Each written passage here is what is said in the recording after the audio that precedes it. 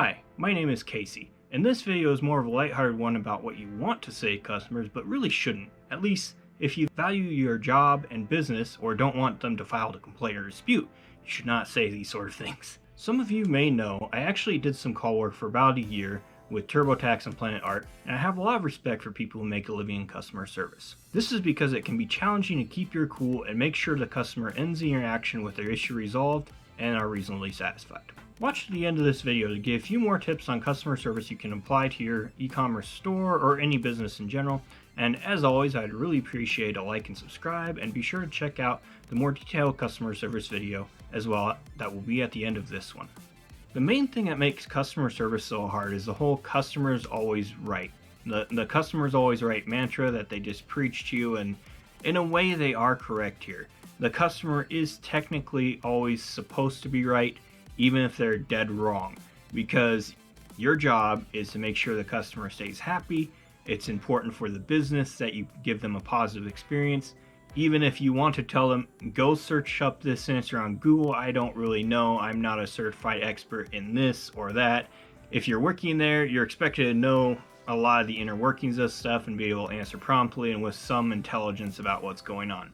And if they have an issue with something, you go, all right, your feedback is valued, and we'll be sure to forward that to some interested parties or a manager so that we can improve our service. Thank you for letting us know. It's just sort of stuff like that. So even if it's like, all right, whatever they're suggesting is very impractical, you want to be respectful, and you want to at least tell your customer that, hey, we're listening, or at least give the illusion that you're listening, and be sure to take it from there. So now we know a little bit about what makes customer service frustrating, but let's go into some funny stories from it. So I got some calls with TurboTax that were quite amusing when I was taking them, because they would call me up and literally say stuff like this: where's the period button on my phone? And they have their little keypad on their phone, and I'm able to see their screen and go, yeah, where's it usually at, basically? And I had them scroll up and down, and so this is more of a user design interface problem with their phone. It wasn't even anything related to the TurboTax program. I was just kind of watching as they scrolled their phone, and I saw the loadout, and it's like, oh, the period's right there. And yeah, they were able to hit that, and it's like, oh, I feel so dumb and stuff. It's like, no, it's fine. Even though, yes, you are pretty dumb. You could have noticed that just as well as me. But you never say these things, which is, yeah, the meat of this video. Never say these things. And then another one had, how do I add a decimal point? And it was the same thing with the period, but this one didn't even have a period button. And it's like, all right, people, I really hate that you're trying to do your taxes on your phone. I know you do everything else on your phone. It's basically your own personal computer, but honestly, some things should be done at a desktop. It just makes things so much easier for everyone involved. And honestly, go to get to a computer. But I don't have a computer. Go to a library. I mean, yeah, I know they're not the most secure places in the world, but you can do your taxes real quick and then book it out of there. And then make sure you log out, clear your cookies, all that fun stuff. And another one I had is, how can this program do taxes in multiple states? Well, it'd be a pretty crappy program if it couldn't, right? So, yes, of course it can do that. Yeah, that was one of the shortest calls I've ever had. Thanks for calling, and have a great day.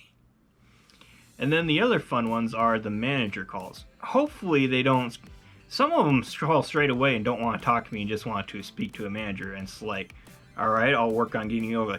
Are you sure? Last time I got hung up on and they just left me hanging and all that. It's like, yeah, there are procedures to contact a manager. We got to get in line, and we can't just instantly say, hey manager, come over here, especially with all the remote work. So if you're working remotely, you might not even have access to a manager in the same building as you. So when you're looking at this and you're just like, all right, I need to get a hold of a manager. First, I need to put in the request. We need to wait for them to respond to say it's okay. And then we may be able to get you to a manager if the connection stays stable and all that.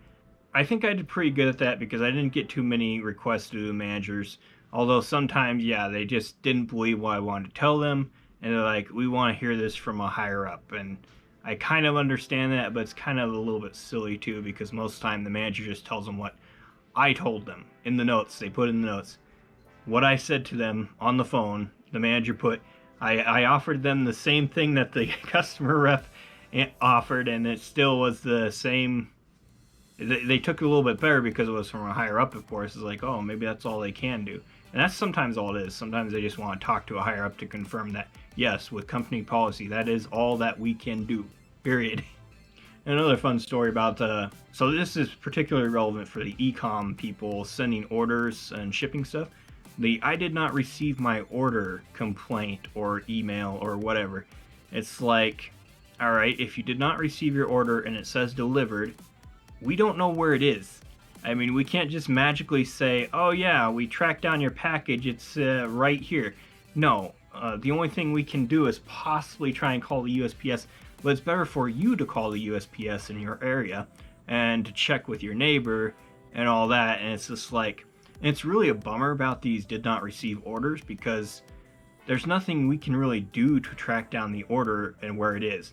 I mean, for all we know, someone could have stole it off your porch, and it's super hard for businesses to be able to fight back against did not receive order complaints, because I mean, it's the customer's word against yours, and they obviously wouldn't be complaining too much if they didn't receive it, but sometimes they're lying through their teeth. I had a complaint where someone said they received a bad product, and I looked at the tracking, they hadn't even received the product. I mean, they literally filed the chargeback because they hadn't received it, as far as I could tell, but they put a bogus reason that it was a damaged product.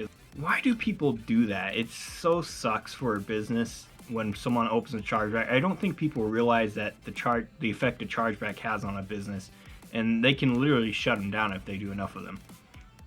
Thankfully, they're super rare, so most people do seem to understand that chargebacks are a last resort. But honestly, at least try to email them or get in touch with them before you go and open a chargeback, and then try and talk to them instead of just ignoring them again. Yep, I got my money, we're good. Because that's not how it works. You got your money initially, yes, but they may fight back against the dispute, and then you'll lose your money, and then you'll look really bad because the business provided all the information to get the money back, and you're sitting there now. You could have worked it out with the company and probably got a refund, even if you just threaten a chargeback rather than making one. And now you don't have the money. You pretty much will have a very difficult time getting it back if you fail to win the chargeback. Unfortunately, like I said, it's biased in the customer's favor, and it really sucks, but that's how it goes. Alright, now for the bonus part of this video. Some quick tips and tricks on customer service. So you want to see yourself as sort of the butler in a mansion. So as long as you look as professional, you're professional and unflappable and respectful to the customer, you can't go wrong with that. They may rant and rave at you, but as long as you keep your cool and are respectful and professional, you'll come off way better as a company. You'll present a great image, and that's the best way to approach it in terms of attitude. Next up, be sure to reply to your customers within 24 hours. I did a boo-boo earlier this month or last month, I forget what. I'm just using Gmail. If you're using a personal email account, be sure to check your spam. It'll start putting, your customers pretty much only contact you for 3 reasons, and once you start getting a lot of those, like, where is my order, I need to return something, I want a refund, all these words start just sending them to a spam folder. So you'll never see these emails, and your customers are doing chargebacks and disputes saying you never answer when they try and contact you. And while that may not be intentional, it may have gone to spam and you never saw it, even though they did contact you. So pro tip, check your spam folder on your email, on your company email, on any email where you're receiving customers. Check your spam folder, and also try and check it every 24 hours. So when you wake up, check it, respond to customers, go about your day. When you go to bed in the evening, check it, respond to customers, check email, check spam, respond to customers, go to bed. That's pretty much a good routine to have, morning and evening. And yeah, if someone gets back to me same day, I'd be reasonably satisfied. And the third rule I have for customer service is always try to resolve the issue as best you can.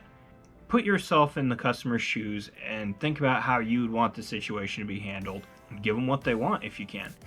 It'll make them recommend you to their friends. You might have a repeat customer for life because of this. But as long as you treat them how they want to be treated or do what they ask, you should be pretty good. And some of them they ask for some silly things like they didn't receive the order even though it says delivered. You may want to just refund if it's not too big of an order. I mean, have them check to see if they've received it, but don't bulk on refunding them. Don't try and squeeze every ounce of profit you can out of it, because if you do that, you'll lose sight of the most important thing, which is your customers. Your customers bring in your money. Your customers may bring in more customers, and if you keep them happy, you'll have a prosperous business. So there are many other things you can do for customer service, but those are just quick 3 rules. Like I said, I have a video devoted to this elsewhere in my channel as well, so be sure to check that out if it still interests you, and it'll be at the end of this video. What are some of your stories with customer service in your store, or even some customer service jobs you had? I mean, I'm sure there are a lot of very silly things that customers will ask, and I firmly believe if they taught Google in schools, like taught proper Google searching, even all of us could benefit from this. If you learn how to search on Google and search for your answer, we are in the information age, people. We can find out how to do whatever we want. We just have to go look. The answers are there. They're right there, literally. So anyways, I hope you enjoyed the content of this video, and stay tuned for more. Hopefully I'll get back to some more serious e-commerce stuff, but if not, maybe you'll enjoy the jokes and let me know. And this is Casey signing off.